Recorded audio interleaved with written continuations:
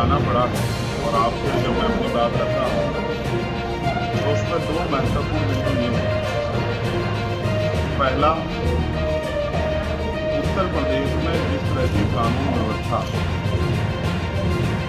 और उस कानून व्यवस्था में दलितों, पिछड़ों, मुसलमानों, अन्य धार्मिक अल्पसंख्यकों पर जिस तरह का हमला लगातार हो रहा है, आरोपी एसी के कमरे में सो रहे और पीड़ित जो है न्याय के लिए गली गली चक्कर काट रहा है। न्याय रोज उत्तर प्रदेश में बहन बेटियों का अपमान हो रहा है, मारा जा रहा है, जलाया जा रहा है, कमजोर वर्गों को पेट पे लटकाया जा रहा है मार मार। कोई इनको पूछने वाला नहीं, कोई सुनने वाला नहीं। कुछ दिनों पहले ऐसी एक घटना यहाँ हमारे पार्टी के सम्मानित राष्ट्रीय कोर कमेटी के साथी पूर्व मंत्री चौधरी महेंद्र सिंह जी और उनके परिवार के साथ भी इस तरह की घटना घटित हुई। उल्टा किस दबाव में, हालांकि मैं तो ये मानता हूँ कि पुलिस को किसी का दबाव नहीं देना चाहिए, तो न्याय से काम करना चाहिए। इस दबाव में उल्टा पीड़ित परिवार पर मुकदमा दर्ज कर दिया गया।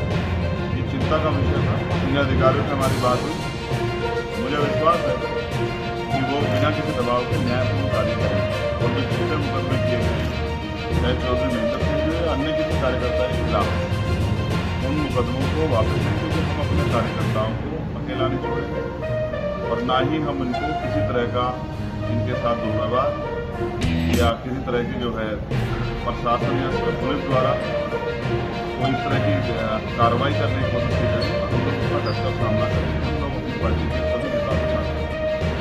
कल अलीगढ़ में जो हुआ वो भी आपसे छिपावा नहीं। जो दूसरी घटना है, किस तरह से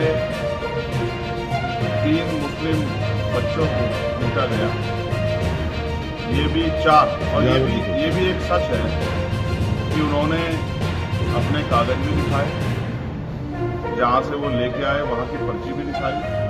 वो खुद में मीट व्यापारी, ये बात भी उन्होंने सबके सामने रखी, लेकिन फिर भी एक भीड़ ने जिस तरह से उनके ऊपर टूट पड़कर और उनकी हालत देखने के लिए मैं जाने वाला हूँ।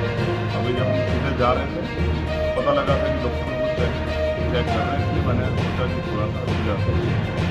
उनके सरों पर जिस तरह के घाव है, जिस तरह मुझे पार्टी के पदाधिकारी द्वारा बताया, उनके बॉडी पर जिस तरह के निशान है, जिस तरह की मारपीट उनसे की गई, मैं ये मानता हूँ कि ये कानून व्यवस्था पर बहुत बड़ा धब्बा है। ये भी बताया गया कि पुलिस की मौजूदगी में सब चीजें हुई। अगर आप ये सरकार भीड़ द्वारा व्यवस्था चलाना चाहती है तो ये संविधान का बड़ा हमला है। कानून व्यवस्था की चलाने की जिम्मेदारी एडमिनिस्ट्रेशन के, पुलिस के और सरकार के ऊपर है। कोई भी भीड़ किसी को मार दे, पीट दे, हालांकि ये सच है कि उन पर कार्रवाई हो जाएगी, लेकिन उन बच्चों को कहाँ से वापस लाएं, उनके परिवार का क्या होगा। पिछली कई ऐसी घटनाएं हुई हैं जहाँ धर्म के नाम पर, जाति के नाम पर या मीट के नाम पे लोगों की हत्या हुई। हमारी पार्टी, हमारा संगठन इस बात से सहमत है। मैं उस घटना का पुरजोर विरोध करता हूँ और उन परिवार के साथियों से जाकर मिलूंगा, उनके इलाज की जानकारी लूंगा और क्या कार्रवाई प्रशासन उसमें कर रहा है पुलिस पर, इसकी भी जानकारी लूंगा और जो आरोपी उन पर सख्त से सख्त कार्रवाई की जाए, इसके लिए भी जो है पुलिस प्रशासन से और सरकार से मांग करूंगा। क्योंकि आज उसके साथ है, कल किसी और के साथ है। अगर हमने इस हिंसा को नहीं रोका, भीड़ द्वारा जो भीड़ की शक्ल में जो हिंसा की जाए उसको नहीं रोका, तो कल किसी की भी जान को नुकसान हो सकता है। आप भी पत्रकार साथी हैं, आप भी जनता की आवाज उठाते हैं। किसी दबंग को, किसी सामंत को पसंद नहीं आया तो आप भी हमला कर सकता है। तो ये लोकतंत्र और संविधान पे जो हमला है, इस पर चुप रहना, इसको बढ़ावा देना। इसलिए दोनों घटनाएं चिंता का विषय है और हमारी पार्टी का स्टैंड है कि हम किसी भी अन्याय पर चुप नहीं, हम इस अन्याय का मुकाबला करेंगे। सड़कों पर करना पड़ा सड़कों पर, जब पार्लियामेंट चलेगी पार्लियामेंट में भी इस अन्याय के खिलाफ हमारा जो धर्म है वो संविधान है। संविधान के आधार पर प्रदेश और देश चलना चाहिए। कानून व्यवस्था अच्छी होनी चाहिए, रोटी कपड़ा मकान की व्यवस्था होनी चाहिए, अच्छे इलाज की व्यवस्था होनी चाहिए, जो कि उत्तर प्रदेश में होता ही नहीं।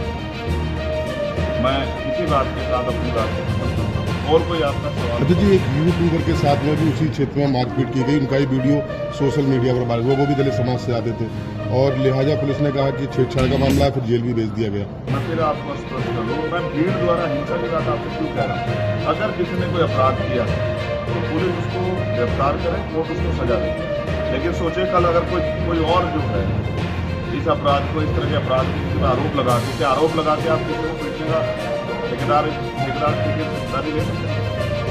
आपने आरोप लगाया, आप कोर्ट है क्या, आप पुलिस है क्या, आप जज है क्या कि आप ही तय कर दोगे सजा क्या होगी?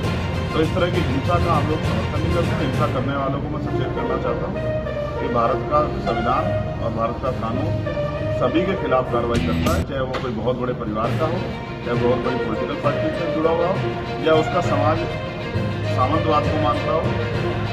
ऐसे हर आदमी पर कार्रवाई होती है। ये आज नहीं तो कल होगी। ऐसा तो नहीं कि हमेशा सरकार एक ही बनी रहेगी। लोकतंत्र में जनता जिसको मौका देती है वही आगे बढ़ जाता है। हमने इन दलों को पिछड़ते भी देखा है। तो अब जनता आजाद समाज पार्टी पर भी देखेगी। आजाद समाज पार्टी का 2 सीटों पर लड़के सांसद भी बना है। अगर यहाँ की जनता ने आजाद समाज पार्टी को आशीर्वाद दे दिया तो फिर इस तरह के आरोप करने वाले, हिंसा करने वाले लोग क्या उनको सजा नहीं मिलेगी? उनको भी सजा मिलेगी।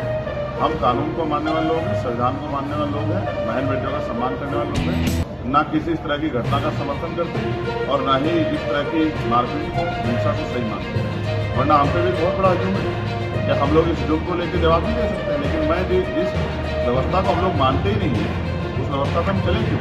हम संविधान को मानते हैं, पुलिस के साथियों के द्वारा ही न्याय कराएंगे, हम कानून के द्वारा ही सजा दिलाने का काम करेंगे और हम अपनी लड़ाई को लड़ेंगे।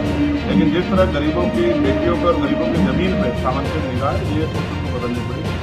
ना हम अपनी जमीन को जाने देंगे, ना हम अपनी बेटियों के सम्मान से किसी को खेलने देंगे। ये बात सब लोग सामंजस्य समझेंगे। देखिए